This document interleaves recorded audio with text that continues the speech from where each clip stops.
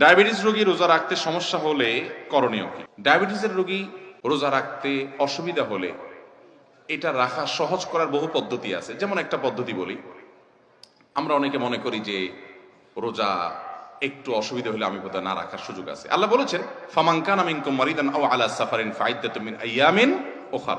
যে ব্যক্তি অসুস্থ থাকে সে অন্য সময় রোজা রাখলে হবে, কিন্তু অসুস্থতার ডেফিনিশন কি?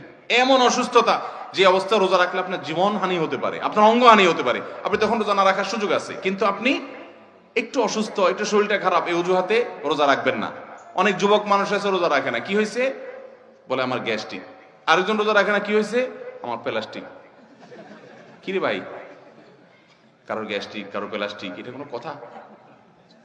গ্যাস্ট্রিক কারণে রোজা রাখবেন না, ডায়াবেটিসের কারণে রোজা রাখবেন না। বহু ডায়াবেটিসের রোগীকে আমি রোজা রাখতে দেখেছি, কই তাদের তো অসুবিধা হচ্ছে না, আরো বরং ভালো হয় বলে।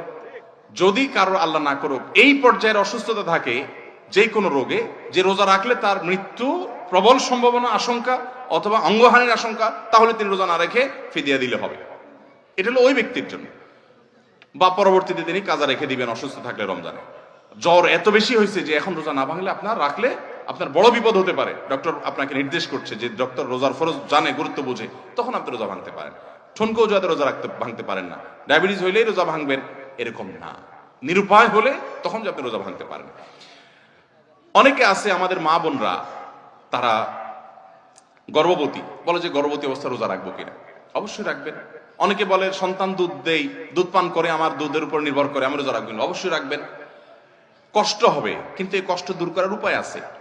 দিনের কাজগুলো রাতে করেন, রাতে একটু বেশি সময়, দিনে একটু বেশি সময় রেস্ট করেন, শুয়ে বসে কাটায় দেন, তাহলে দেখবেন যে দিন দেখতে দেখতে পার হয়ে গেছে।